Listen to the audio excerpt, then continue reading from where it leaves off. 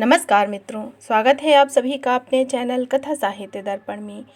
जैसा कि आप सभी लोग जानते हैं, हमारे चैनल के माध्यम से विभिन्न पाठ्यक्रमों में संग्रहित बहुत ही महत्वपूर्ण कहानियों का वाचन किया जाता है और इसके साथ ही यूजीसी नेट से संबंधित महत्वपूर्ण कहानियाँ, उपन्यास, नाटक, आत्मकथा आदि का भी विश्लेषणात्मक विवरण प्रस्तुत किया जाता है। चाहे वह आत्मकथा हो, चाहे जीवनी, सभी का जो परीक्षा उपयोगी कंटेंट है वह सब आपके समक्ष हम प्रस्तुत करते हैं। तो आज हम लोग सुनेंगे पांडे बेचन शर्मा उग्र जी की एक प्रसिद्ध कहानी जल्लाद। तो आइए चलते हैं इनकी कहानी पर। प्रातः 8 बजे का समय था। रात को किसी पारसी कंपनी का कोई रद्दी तमाशा अपने पैसे वसूल करने के लिए 2 बजे तक झक मार मार कर देखते रहने के कारण नींद कुछ विलंब से टूटी। इसी से उस दिन हवाखोरी के लिए निकलने में कुछ देर हो गई और लौटने में भी। मैं वायु सेवन के लिए अपने घर से कोई 4 मील की दूरी तक रोज ही जाया करता था। मेरे घर और उस रास्ते के बीच में हमारे शहर का जिला जेल भी पड़ता था, जिसकी मटमैली, लंबी चौड़ी और उदास 4 दीवारियां रोज आगे ही मेरी आंखों के सामने पड़ती और मेरे मन में एक प्रकार की अप्रिय और भयावनी सिहरन पैदा करती थी। मगर उस दिन उसी जेल के दक्षिणी कोने पर अनेक घने और विस्तृत वृक्षों की अनुज्ज्वल छाया में मैंने जो कुछ देखा, उसे मैं बहुत दिनों तक चेष्टा करने पर भी शायद न भूल सकूंगा। मैंने देखा कि 13-14 वर्ष का कोई सुंदर लड़का एक पेड़ की जड़ के पास अर्धनग्न अवस्था में पड़ा तड़प रहा है और हिचक हिचक कर बिलख रहा है। उसी लड़के के सामने कोई परम भयानक पुरुष असुंदर भाव से खड़ा हुआ रूखे शब्दों में उससे कुछ पूछताछ कर रहा था। यह सब मैंने उस छोटी सड़क पर से देखा, जो उस स्थान से कोई 25-30 गज की दूरी पर था। यद्यप दिन की बाढ़ के साथ साथ तपन की गर्मी भी बढ़ रही थी और मैं थका और अनमना सा था, फिर भी मेरी उत्सुकता उस दयनीय दृश्य को देखने के लिए मचल उठी। मैं धीरे धीरे उन दोनों की नज़रें बचाता हुआ उस तरफ बढ़ा। अब मुझे ज्ञात हुआ लड़का क्यों बिलख रहा था। मैंने देखा उसके शरीर के मध्य भाग पर जो खुला हुआ था, प्रहार के अनेक काले और भयावने चिन्ह थे। उसको बेंत लगाए गए थे उसके कोमल मति गरीब बालक को अदालत की आज्ञा से। मेरा दिल धक से हो गया। न्याय ऐसा हृदय ऐसा क्रूर होता है। अब मैं आड़ में लुककर उस तमाशे को न देख सका। झट मैं उन दोनों के सामने आ खड़ा हुआ। उस भयानक प्राणी से प्रश्न करने लगा, क्या इसे बेंत लगाए गए हैं? हाँ, उत्तर देने से अधिक गुर्राकर उस व्यक्ति ने देखा। देखते नहीं अब, ससुरे ने जमींदार के बाग से 2 कटहल चुराए थे। लड़का फिर पीड़ा और अपमान से बिलबिला उठा। इस समय वह छाती के बल पड़ा हुआ था, क्योंकि उसके घाव उसे आराम से बेहोश भी नहीं होने देना चाहते थे। वह एक बार तड़पा और दाहिनी करवट होकर मेरी ओर देखने की कोशिश करने लगा, पर वह भागा वैसा न कर सका। लाचार होकर फिर पहले सा ही लेटकर अवरुद्ध कंठ से कहने लगा, नहीं बाबू, चुरा कहाँ सका। भूख से व्याकुल होकर लोभ में पढ़कर मैं उन्हें चुरा जरूर रहा था, पर जमींदार के रखवालों ने मुझे तुरंत ही गिरफ्तार कर लिया। तो तेरे घर वाले उस वक्त कहाँ थे? नीरस और शासन के स्वर में उस भयानक पुरुष ने पूछा। क्या वे मर गए थे? तुझे बचाने जमींदार से, पुलिस से, वेद से क्यों नहीं आए? तुम विश्वास नहीं करते, लड़के ने रोते रोते उत्तर दिया। मैंने कहा नहीं, मैं विक्रमपुर गांव का एक अनाथ भिखमंगा बालक हूँ। मेरे माता पिता मुझे छोड़कर कब और कहाँ चले गए मुझे नहीं पता। वे थे भी या नहीं यह मैं नहीं जानता। छुटपन से अब तक दूसरों की जूठन और फटकारों में पला हूँ। मेरे अगर कोई होता तो मैं इस गांव के जमींदार का चोर क्यों बनता? मेरी यह दुर्गति क्यों होती? आह करके वह रोने लगा। वह गरीब फिर अपनी पुकारों से मेरे कलेजों को बेधने लगा। मैंने मन ही मन सोचा कि किसी रूप में मैं इस बेचारे की कोई सहायता करूं, मगर उस समय मेरी दृष्टि उस भयानक पुरुष पर पड़ी, जो जरा तेजी से उस लड़के की ओर बढ़ रहा था। मैंने उसका हाथ पकड़कर अपना बल देकर उससे खड़ा किया। तू मेरी पीठ पर सवार हो जा। उसी रूखे स्वर में उसने कहा, मैं तुझे अपने घर ले चलूँगा। अपने घर? मैंने विवश भाव से उस रूखे राक्षस से पूछा। तुम कौन हो? कहाँ है तुम्हारा घर? और इसको अब वहाँ क्यों लिए जाते हो? मैं जल्लाद हूँ बाबू। लड़के को पीठ पर लादते हुए खूनी आंखों से मेरी ओर देखकर लड़खड़ाती आवाज़ में उसने कहा, मैं कुछ रुपयों का सरकारी गुलाम हूँ। मैं सरकार की इच्छानुसार लोगों को बेत लगाता हूँ तो प्रति प्रहार कुछ पैसे पा जाता हूँ, और प्राण लेता हूँ तो प्रति प्राण कुछ रुपए। फांसी की सज़ा पाने वालों से तो नहीं, बेत खाने वालों से सुविधानुसार मैं रिश्वत भी खा लेता हूँ। सरकार की तलब से मैंने बाबू यही तो देखा है। बहुत कम सरकारी नौकरों की गुजर हो सकती है। इसी से सभी अपने अपने इलाके में ऊपरी कमाई के लिए कर फैलाए रहते हैं। मैं गरीब छोटा सा गुलाम हूँ। मेरी रिश्वत की चर्चा तो वैसी चमकीली है भी नहीं कि किसी के आगे कहने में मुझे कोई भय हो। मैं तो सबसे कहता हूँ, कोई मुझे पूछे तो मैं उसके सगे संबंधियों को सुच्चे बेत न लगाकर हल्के लगाऊं, और नहीं तो सड़ासड़। उसने ऐसी मुद्रा बना ली जैसे किसी को बेत लगा रहा हो। वह भूल गया कि उसकी पीठ पर उसकी सड़ासड़ का एक शिकार गरीब कांप रहा है। मगर इस अनाथ बच्चे को सुच्चे बेत लगाकर मैंने ठीक काम नहीं किया। इसने जेल में ही बताया था कि मेरे कोई नहीं है, मगर मैंने विश्वास नहीं किया। मैं अपने जिस शिकार का विश्वास नहीं करता उसके प्रति भयानक हो उठता हूँ। और मेरा भयानक होना कैसा बीभत्स है, इसे आप इस लड़के की पीठ पर देखें।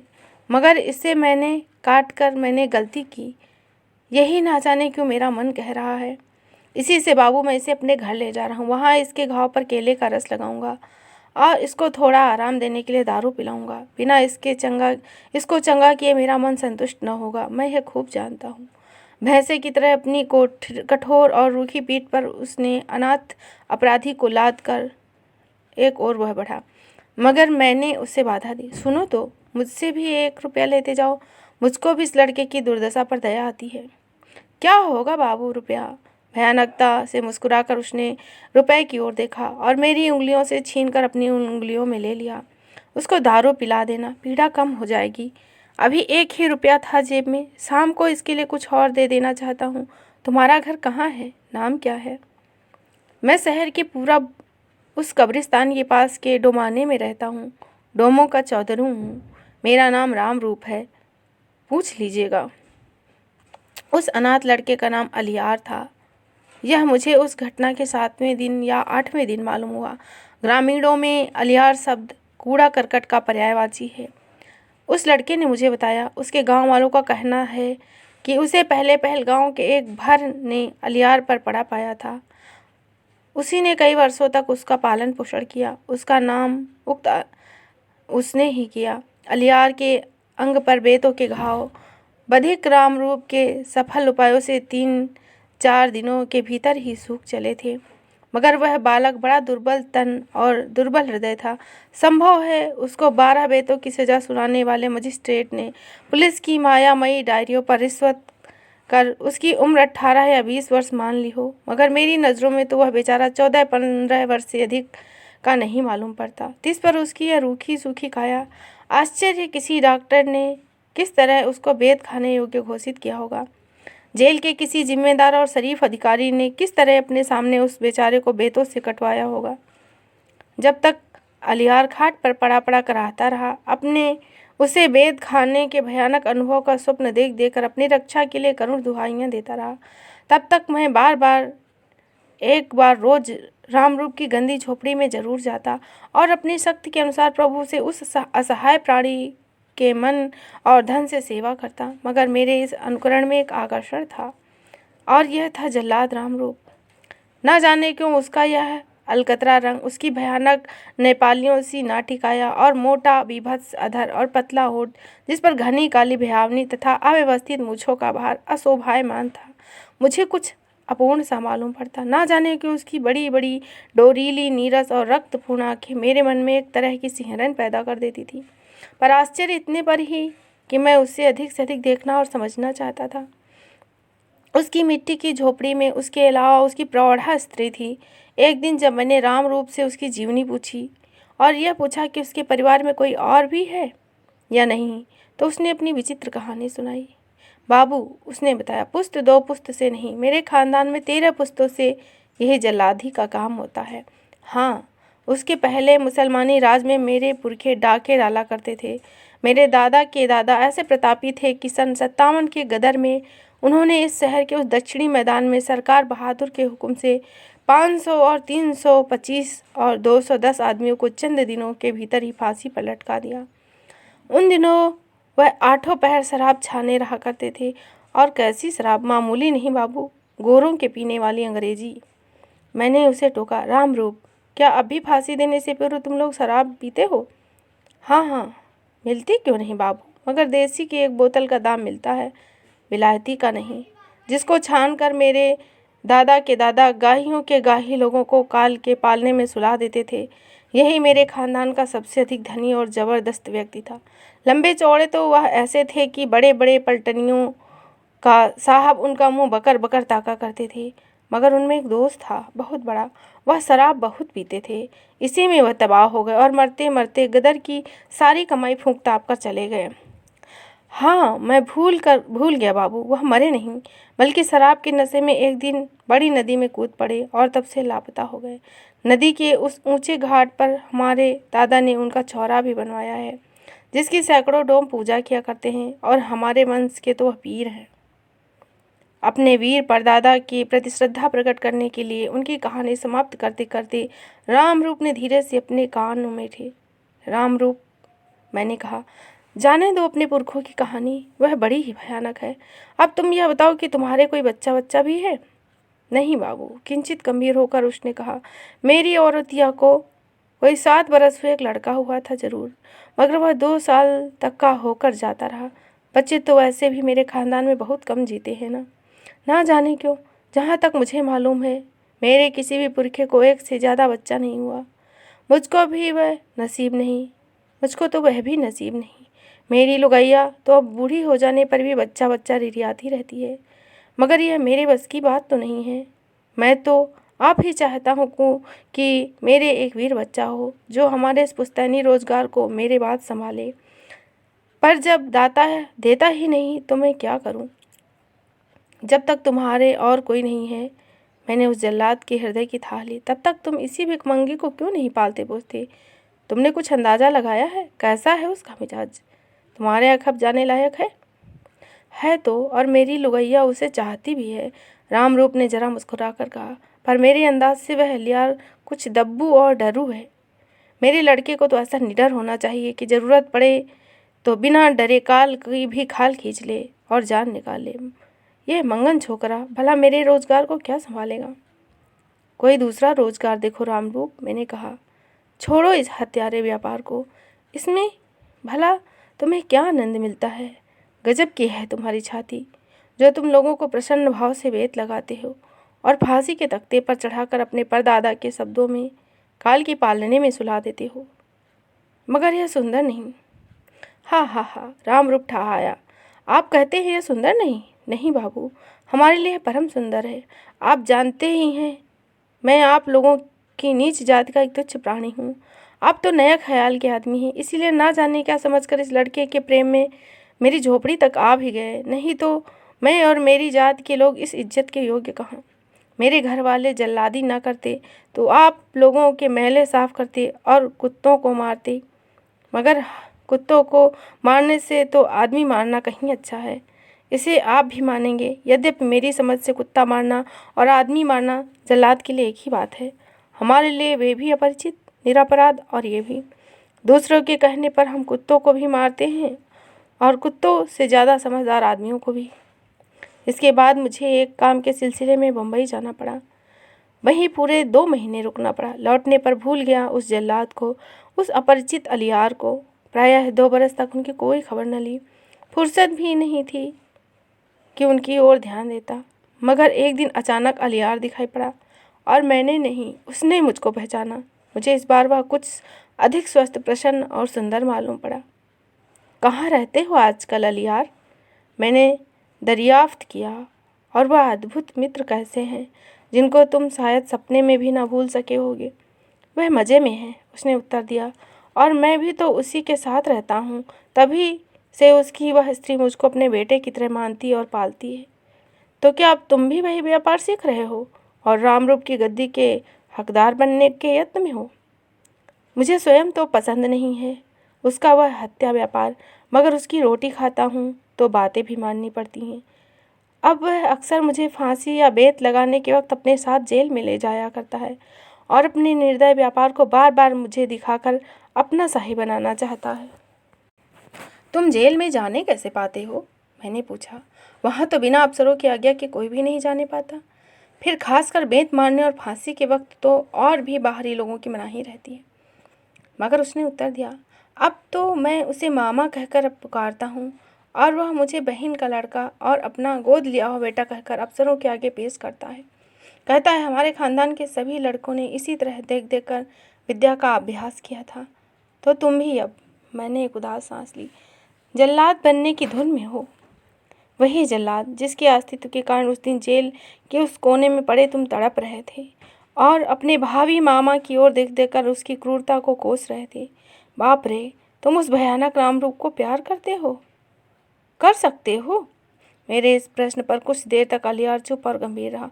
फिर बोला, नहीं बाबूजी, मैं उस पशु को कदाप नहीं प्यार करता, बल्कि आपसे सच कहता हूँ, उससे घृणा करता हूँ। जब जब मेरी नज़र उस पर पड़ती है तब तब मैं उसे उसी रूप में देखता हूँ उस दिन मैंने उसको देखा था, जिसकी आप अभी चर्चा कर रहे थे। पर मैं उसकी स्त्री का आदर करता हूँ, जो हत्यारे की औरत होने पर भी हत्यारिनी नहीं, माँ है। बस उसी के कारण मैं वहाँ रुका हूँ। नहीं तो मेरा बस चले तो मैं उस रामरूप को ही एक दिन इस पृथ्वी से उठा दूँ, जो लोगों की हत्या करके अपनी जीविका चलाता है और आपसे छिपाता नहीं। मैं शीघ्र ही किसी न किसी तरह उसे इस अपराध से अलग करूँगा, इसमें कोई संदेह नहीं। वह ऐसा कपड़ा नहीं है अलियार, मैंने कहा, जिसे कोई भी दूसरा रंग चढ़ा सके। रामरूप को जहाँ तक मैंने समझा है, स्वयं भगवान भी उसके व्यापार से अलग नहीं कर सकते। दूसरे जल्लाद चाहे कुछ कच्चे हों, मगर तुम्हारा यह मामा तो जरूर ही सभी जल्लादों का दादा गुरु है। बचना तो मुझसे, और उसको अधिक पद से विरत करना नहीं तो सावधान। वह ऐसा निर्दय है कि कुछ उल्टी सीधी समझते ही तुम्हारे प्राणों तक को मसल डालेगा। पर बाबू, अलियार ने सच कहा, अब तो वह भी मुझको प्यार करने लग गया है। मुझे तो कभी कभी ऐसा ही मालूम पड़ता है। आश्चर्यचकित होकर कभी कभी वह मेरी नई माँ भी ऐसा ही कहा और सोचा करती है। वह क्रुद्ध होने पर अब भी अक्सर मेरी माँ को बुरी तरह मारने लगता है, पर मेरी ओर बड़े से बड़ा अपराध होने पर भी न जाने क्यों तर्जनी तक नहीं उठाता। मुझे अपने ही साथ खिलाता भी है और यहाँ वहाँ जेल में और छोटे मोटे अफसरों के पास भी ले जाता है। मगर इतने पर भी मैं उससे घृणा करता हूँ, उसका अमंगल और सर्वनाश करना चाहता हूँ। क्यों? ना जाने क्यों? मैंने आश्चर्य से पूछा। उसने उत्तर दिया, मैं उस पशु को कभी प्यार नहीं कर सकता। अच्छा बाबू, आपको देर हो रही है और मुझे भी। यहाँ रहा तो फिर कभी सलाम करने आ जाऊँगा, इस वक्त जाने दीजिए। मुझको यह विश्वास नहीं था कि वह दुबला पतला भिखमंगा बालक अपने निश्चय का ऐसा पक्का निकलेगा कि एक दिन सारे शहर में तहलका मचा कर छोड़ेगा। पर वह विचित्र निकला। एक दिन प्रातः होते ही शहर में जोरों की सनसनी फैले कि आज स्थानीय जिला जेल से कोई बड़ा मशहूर फांसी का कैदी भाग निकला है।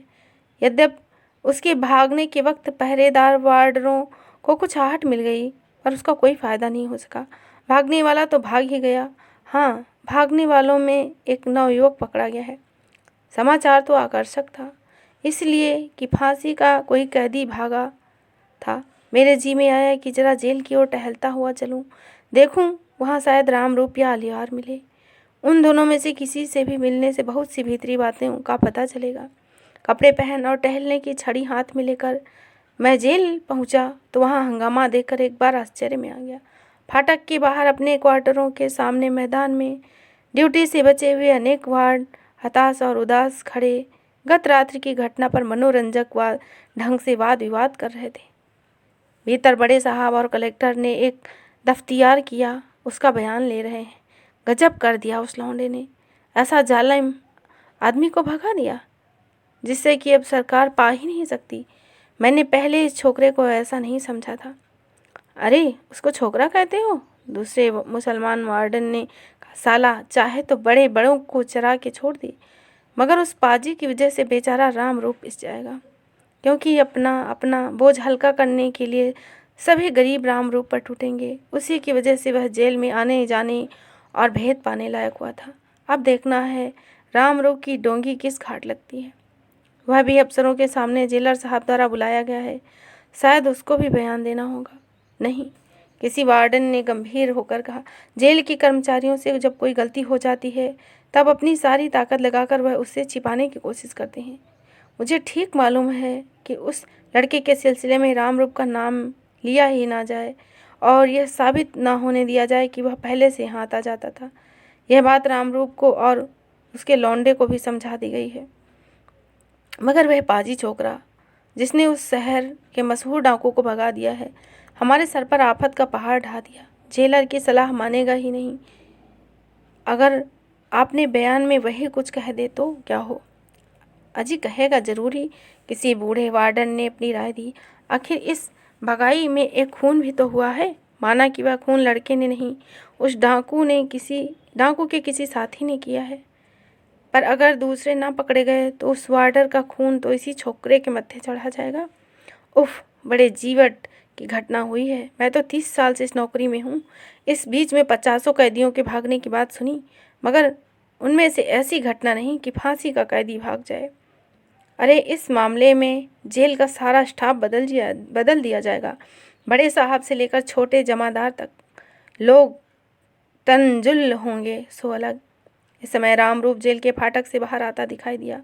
सबकी नज़रें उस पर पड़ी। वह देखो, एक ने कहा। वह बाहर आया। ओह, कैसी लाल है आज उसकी आंख, कैसे उसके होंठ फड़क रहे हैं। जरा बुलाओ तो इधर, पूछा जाए भीतर क्या हो रहा है। क्या हो रहा है रामरूप? अपनी ओर बुलाकर वार्डरों ने उससे दरियाफ्त किया। क्या कलेक्टर के आगे तुम्हारा नाम भी लिया जा रहा है? नहीं बाबू, उसने दांत किटकिटाकर कहा। आप लोगों की दया से मेरा नाम नहीं लिया जा रहा है। वह छोकरा भी इस बारे में चुप है, कुछ बोलता ही नहीं, सिवाय इसके कि हाँ, मैंने ही उस डाकू को भगा दिया है, मैंने मारा भी है उस वार्डर को। मेरी सहायता में और लोग भी थे, मगर मैं उन्हें इस बारे में नहीं फंसाना चाहता। मेरी सज़ा हो, मुझको फांसी दी जाए, मैं तैयार हूँ। फिर क्या होगा रामरूप? एक ने पूछा। लक्षण कैसे दिखाई पड़ते हैं? क्या होगा इसे आज ही कौन बता सकता है जमादार साहब, उसने नीरस उत्तर दिया। अभी तो सरकार उस डाकू और उसके साथियों को पकड़ने की कोशिश करेगी। इसके बाद उस साले भिखमंगे को फांसी दी जाएगी। इसमें कोई संदेह नहीं, वह पाजी जरूर फांसी से लटकाया जाएगा। मैं फांसी पाने वाले किसी की भी आँख को पहचान जाता हूँ। सच कहता हूँ, भैरव बाबा की दया से मैं उस शैतान के बच्चे को मृत्यु के झूले पर टांगूंगा। ना जाने क्या विचार कर रामरूप एकाएक उत्तेजित हो उठा। इन्हीं हाथों से मैंने अच्छे अच्छे और बड़े बड़ों को फांसी पर टांग दिया है। सच मानना जमादार साहब, आज तक 4, 20 और 7 आदमियों को मैं लटका चुका हूँ। यह साला 8वां होगा। हाँ, 8वां होगा। उत्तेजित रामरूप उस भीड़ से दूर एक और तेजी से बड़बड़ाता हुआ बढ़ गया। उस समय उससे कुछ पूछने की हिम्मत न हुई, मगर आश्चर्य की बात तो यह है कि धीरे धीरे वह क्रूर हृदय जल्लाद उस अलियार को प्यार करने लगा था। अलियार उस दिन बिल्कुल सच कह रहा था, क्योंकि सेशन अदालत से और किसी प्रामाणिक मुजरिम के अभाव में प्रमाणों के आधिक्य से अलियार को फांसी की सज़ा सुनाई गई। तब वही रामरूप कुछ ऐसा उत्तेजित हो उठा कि पागल सा हो गया। हा। वह अदालत के बाहर निसंकोच बड़बड़ाने लगा। अब लूँगा मैं बच्चों से बदला, क्यों ना बदला लूँ उससे। मैंने सरकारी हुक्म से उसको उस दिन बेत मारे थे, जिसका उसने मुझसे ऐसा भयानक बदला लिया। मेरी रोजी बचाते बचाते मरा। वह तो बचा ही, उस पापी ने मेरी औरत को अपने प्रेम में घाट पकड़वा दी है। अब भोगो बेटे, अब झूले पालना बच्चू। हा। यद्यप अलियार को फांसी की सज़ा सुनाकर जल्लाद अट्टहास कर उठा, पर मेरा कलेजा धक्क से हो रहा था। मुझको ऐसी आशा नहीं थी कि जिस कहानी का आरंभ उस दिन जेल के कोने में अलियार और जल्लाद से मेरे परिचय से हुआ, उसका अंत ऐसा बीभत्स होगा।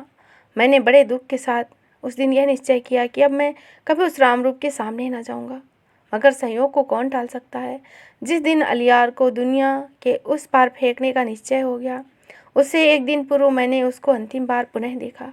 हाथ में एक हांडी लिए परम उत्तेजित भाव से वह शहर की एक चौमुहानी पर खड़ा था। उसको घेरे हुए लड़कों, युवकों और बेकारों की एक भीड़ खड़ी थी। अजीब अजीब प्रश्न लोग उस पर बरसा रहे थे और वह उनको रोमांचकारी तरीके से उत्तर दे रहा था। किसी ने पूछा, तुम कौन हो भाई? मैं? वह मुस्कुराया, मैं महापुरुष हूँ। आह, पर अफसोस तुम नहीं जानते मैं महापुरुष क्यों कर हो सकता हूँ, क्योंकि मैं तो खानदानी जल्लाद रामरूप हूँ। पर अफसोस तुम नहीं जानते कि प्रत्येक जल्लाद महापुरुष होता है। अच्छा यार, एक ने कहा, हमने मान लिया कि तुम महापुरुष हो, पर यह तो बताओ कि आज यहाँ इस तरह क्यों खड़े हो। ये हांडी, उसने हांडी का मुंह भीड़ के सामने किया, इसमें फांसी की रस्सी है। जरूर, यह असली नहीं है। असली रस्सी तो दुरुस्त करके आज ही जेल में ऐसे ही एक बर्तन में रख कर आया हूँ। वह रस्सी इससे अधिक सुंदर, कहीं मजबूत है। इसको तो केवल अभ्यास के लिए अपने साथ लेता आया हूँ। आज रात भर इन उस्ताद हाथों को फांसी देने का अभ्यास जोर जोर से कराऊंगा, क्योंकि इस बार मामूली आदमी को नहीं लटकाना है। इस बार उसे लटकाना है जिसके झूलते ही कोई आश्चर्य नहीं, जो मेरी औरतिया भी इस दुनिया से कूच कर जाए, क्योंकि उस पापी को वह प्यार करती है। किसी ने कहा, जरा अपने गले में इस रस्सी को लगा कर दिखाओ तो रामरूप कैसे फांसी की गांठ दी जाती है। हाँ हाँ, उसने रस्सी को अपने गले के चारों ओर लपेट कर गठिया देना शुरू किया। यह देखो, यह गले का कंठ है और यह है मेरी मृत्यु गांठ। बस अब केवल चबूतरे पर खड़ा कर झुला देने की कसर है। जहाँ एक झटका दिया कि बच्चू गए जगधाम से। यह देखो, अपने गले में उस रस्सी को उसी तरह लपेटे वह उन्मत्त रामरूप फाड़ी फेंक कर भीड़ को चीरता हुआ एक और बेतहासा भागा। दूसरे दिन अलियार को फांसी देने के लिए जब सशस्त्र पुलिस, मजिस्ट्रेट, जेल सुप्रिंटेंडेंट और अन्य अधिकारी एकत्र हुए तो मालूम हुआ कि जल्लाद रामरूप हाजिर नहीं है। पुलिस दौड़ी, जेल के वार्डर दौड़े उसको ढूंढने के लिए, मगर वह न मिला। न जाने कहाँ गायब हो गया। अलियार को उस दिन फांसी नहीं हो सकी। मगर उसी दिन दोपहर को कुछ लोगों ने रामरूप को शहर के बाहर एक बरगद की डाल में फांसी पर टंगे देखा। उसकी गर्दन में वही रस्सी थी जिसको कुछ घंटे पूर्व शहर के अनेकों लोगों ने उसके हाथ में देखा था। उस समय भी उसकी आंखें खुली, भयानक और नीरस थी। जीभ मुंह से कोई 12 अंगुल बाहर निकल आई थी। बड़े बड़े हिम्मती तक उसकी ओर देखने की हिम्मत नहीं कर रहे थे। जो भी देखता उसका दिल दहल उठता। तो इस तरह आपने सुनी एक प्रसिद्ध और हृदय स्पर्शी कहानी जल्लाद, जो कि पांडे बेचन शर्मा उग्र जी की एक प्रसिद्ध कहानी है। आशा है आपको यह कहानी अवश्य ही पसंद आएगी। तो फिर मिलेंगे इसी तरह एक महत्वपूर्ण तथ्य के साथ। तब तक के लिए आप लोग पढ़ें और अभ्यास करते रहें, और आप लोग हमारे चैनल को सब्सक्राइब करें, इस कहानी को लाइक करें और अपने मित्रों में शेयर करें। तो फिर मिलेंगे, तब तक के लिए धन्यवाद। जय हिंद, जय हिंदी।